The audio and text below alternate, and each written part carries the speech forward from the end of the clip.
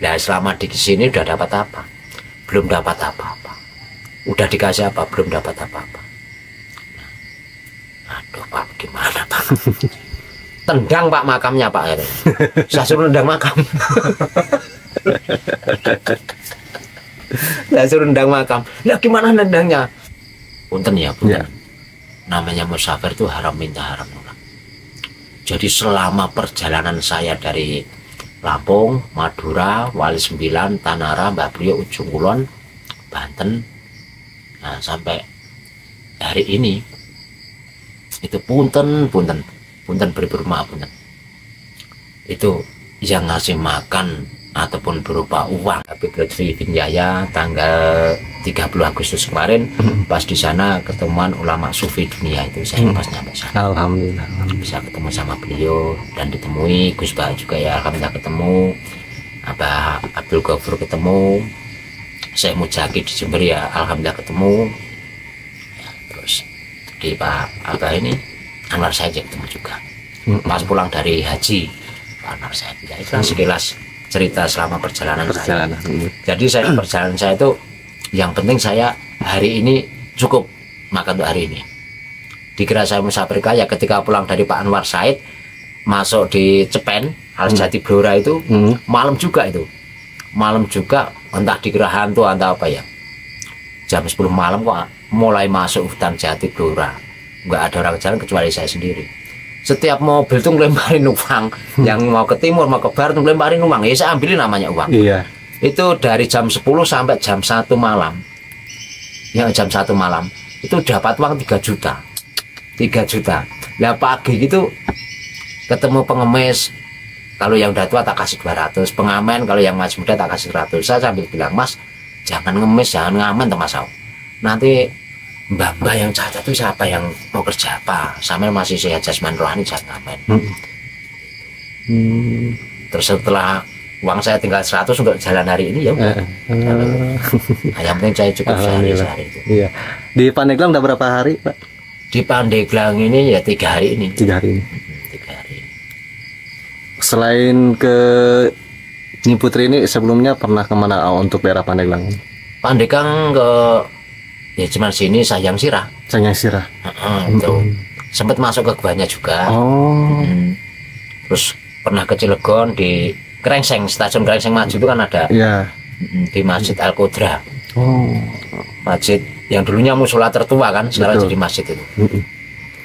Pak bisa dikasih kisi-kisi atau tips ketika kita ingin menjadi musafir, persiapan apa aja sih yang harus kita persiapkan ketika kita ada niatan untuk menjadi musafir?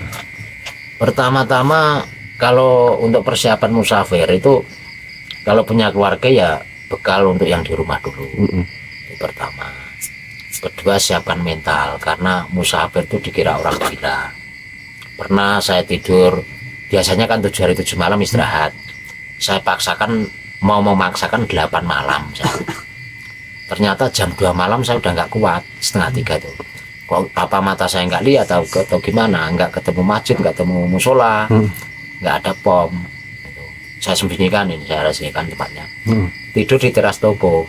Nah, jam setengah 7 belum bangun, diguyur pakai air cucian piring. Saya cuman bilang, Bu, kira-kira saya juga manusia. Kata saya. Toko saya nggak boleh tidurin orang gila. Saya bukan gila, Bu. Saya musafir dari Lampung. Ini identitas saya, KTP saya. Ini surat perintah saya ataupun memo saya. Malah marah-marah, nggak ada. Assalamualaikum, saya jalan. Ketika saya itu masih berangkat arah Jawa Timur. Nah, terus ketika pulang itu tokonya disegel. Ya Allah, ya Karim, saya istighfar. Selama perjalanan saya tidak pernah mendoakan orang jelek, hanya bersolawat dan bersolawat saja. Nah, itu kalau mau jadi musafir, persiapan pertama bekal yang untuk di rumah, kedua mental. Nah, haram minta haram nolak, jangan sekali-kali nolak pemberian orang sekecil apapun. Nah, ini benar-benar terjadi.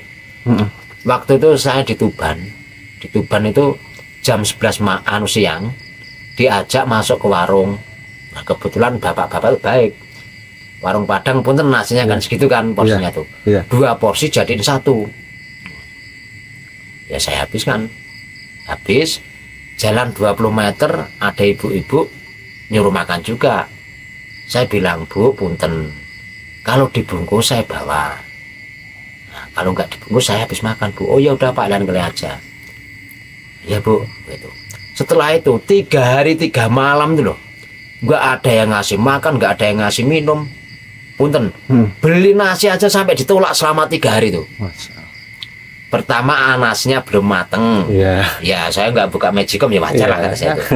Terus yang lucu lagi, nasi bungkus tuh ada 3 bulan bungkus. Saya mau beli 1, katanya pesanan orang. Nah ada orang beli 1 dikasih. Selama 3 hari itu seperti itu aja. Sedangkan air aqua ya di jalan kan bekas kan biasanya ada, itu nggak ada sama sekali. Selama 3 hari 3 malam cuma minum air keran di masjid. Ketika ada 3 hari saya marah sama Yang Maha Kuasa itu, agak ya Allah, katanya saya itu suruh syiar ke agama Islam, agama yang diridhoi Allah. Kalau saya nggak dikasih makan nggak kuat, raga saya nggak kuat ya Allah, saya minta makan. Nah 10 menit kemudian tuh ada orang datang bawa nasi, lelenya tuh 12 biji lele. Ini jatah 3 hari kemarin mungkin kan gitu. Nah, uangnya 300.000. Makanya musafir bengong, Pak, kok dikasih uang banyak Pak? Enggak tahu ya, sampai udah makan belum katanya. Ada orang berapa, orang 10. Ya nanti beli nasi aja, saya beli rokok sebungkus saja. Nah kalau kisah lucu Pak, selain itu ada lagi nggak kisah lucu selama perjalanan Bapak? Ya ada. Ada, tapi saya saya disamarkan aja ya tempatnya. Ya. Ketemu bapak-bapak ya. Saya pikir musafir. Udah jalan kemana aja Pak? Saya bilang, oh saya di sini aja Mas. Aslinya dari mana? Dari Jawa Tengah juga lah. Nah, kok udah berapa hari Pak? 1,5 tahun. Enggak kemana-mana, enggak. Masalah. Nah, komunikasi keluarga Pak? Enggak. Punya keluarga, punya anak, istri, cucu. Terus ngobrol-ngobrol ternyata dia punya utang kan itu. Terlilit utang 300 juta. Nah selama di sini udah dapat apa? Belum dapat apa-apa. Udah dikasih apa? Belum dapat apa-apa. Nah, aduh Pak, gimana Pak? Tendang Pak makamnya Pak. Saya suruh nendang makam. Saya suruh nendang makam. Lah gimana nendangnya? Bah, sama itu saya doakan siang malam kok nggak mau mendoakan, malas bilang gitu. Nah sepinya kapan katanya tuh, kata bapak tuh. Nah sampai di sini udah 1,5 tahun kok nggak paham mau. Nah, waktu maghrib mau sepi, nggak ada yang masuk mau. Cuman itu ya di makam waliullah, cuman nggak seberapa lah, nggak tersohor, bukan wali 9 tapi bukan wali 9, ya makam ulama gitu aja. Ditendang bener. Nah ketika malam dia tuh mimpi setelah nendang itu Pak, nanti malam sholat hajat gitu Pak. Oh iya Mas, bareng ya Mas, ya katanya. Nah malamnya mimpi ya udah, saya mintakan sama Yang Maha Kuasa sekali ini saja, tapi tidak boleh untuk dimakan, untuk bayar utang. Utangmu tuh kalau nggak dibayar di dunia, di akhirat nanti, katanya dalam mimpinya seperti itu. Punten sih, lucu nih. Dikasihlah nomor togel. Dikasihlah nomor togel 4 angka. Saya tanya, Pak, punya duit enggak katanya? Punya Mas, berapa? 10.000. Ini tak kasih 200.000. Yang 50 untuk makan sampean, yang 150 pasangin semua. 4 angka itu enggak usah 3 angka, enggak usah 2 angka, enggak usah bolak-balik. Itu aja. Dipasangin bener, udah saya mau lanjut jalan. Terus jam 8 lah malam dia tuh ngejar saya, ada bis berhenti di depan. Mas sahabat bapak itu ngapa Pak? Nominalnya tembus, ya alhamdulillah. Sampai minta berapa Mas? Pak punten Pak, manusia hidup butuh uang, saya nggak munafik, tapi ini masih perjalanan saya, ini godaan saya Pak. Jadi saya nggak minta, sesuai amanah mimpi sampean untuk bayar utang, ya bayar utang sampean pulang. Minta alamatnya Mas, nggak usah, nggak usah. Terus dia ngikutin saya jalan itu ada 10 kilo. Saya kasihan juga malam-malam orang tua. Terpaksa tak kasih alamat nih Pak. Yang penting kamu pulang. Pulang benar. Alhamdulillah hutangnya lunas. Alhamdulillah. Kira-kira nendang makam itu. Nah, kalau hikmah Pak, hikmah yang dipetik ketika kita selesai menjalankan tirakat apa namanya seperti Bapak sekarang ini ya, itu hikmahnya apa Pak? Untuk kedepannya gitu. Ketika kita menjadi seorang musafir setelah selesai. Hikmahnya banyak Mas. Iya. Pertama kita tambah istiqomah sama yang puasa dan sadar apa yang kita perbuat dulu. Itu selalu teringat. Kalau musafir punten ya. Kalau musafir yang resmi itu pasti ada perintah dari yai. Pertama itu ibaratnya selama dulu kita masih nakal gitu ya dibalas lah ini. Balas. Oke. Kayak ibaratnya akhirat dunia lah sebenarnya. Karena punten saya samarkan lagi. Betul. Saya punya kawan waktu mau berangkat itu ketemu di jalan. Nah, orang dari seberang juga, tapi saya samarkan.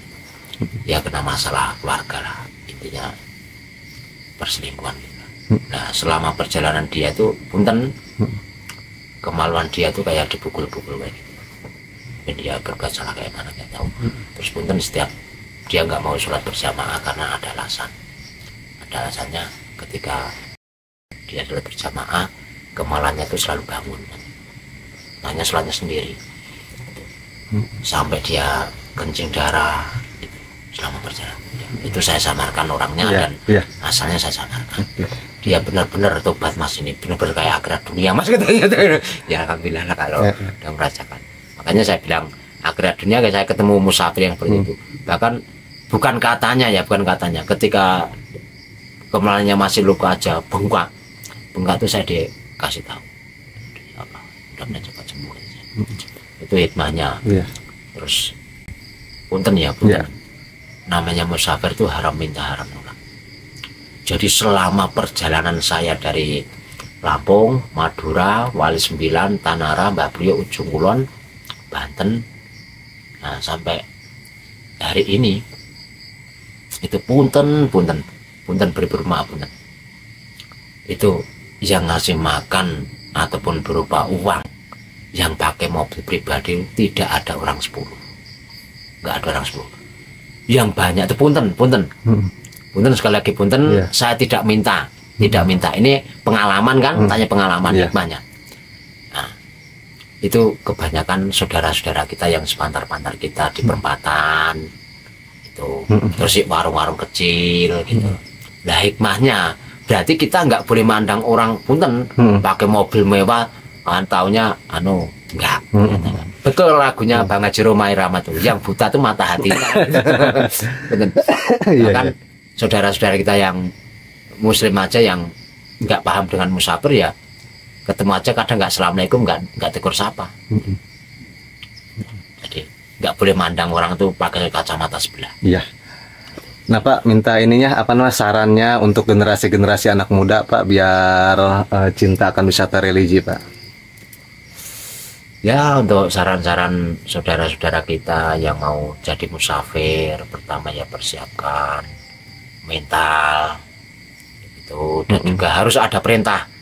Kalau ada perintah dari yai pasti yai itu ngawal, setiap kemana saja dikawal. Pasti dikawal dan ketika ada apa-apa pun dia langsung telepon. Itu yai langsung telepon. Terus kalau musafir bisa gila karena ya jalannya itu kadang nggak sembarangan. Lewat tidur di makam itu udah hal biasa. Ibaratnya tidur di makam ibaratnya besi sembrani itu besi yang jelek ya nempel, yang bagus ya nempel. Kayak jim setan yang bagus ya nempel, yang jelek ya nempel kan gitu. Kalau nggak kuat ya gila. Makanya untuk saran saya kalau mau jadi musafir ya harus ada perintah dari yai. Kalau nggak ada perintah jawab. Udah itu aja. Nah jadi gitu sahabat, untuk para subscriber Robi Channel yang ingin apa namanya menjadi musafir atau ingin mencoba ya seperti yang tadi Bapak katakan, kisi-kisinya atau persiapan apa saja yang akan dipersiapkan oleh sahabat-sahabat semua tadi sudah gamblang sama Bapak, sudah diceritakan perjalanan dari awal dan sampai dari pengalaman Bapak, dan semoga video ini bermanfaat buat sahabat-sahabat semua. Thanks for watching and see you next video. Wassalamualaikum warahmatullahi wabarakatuh.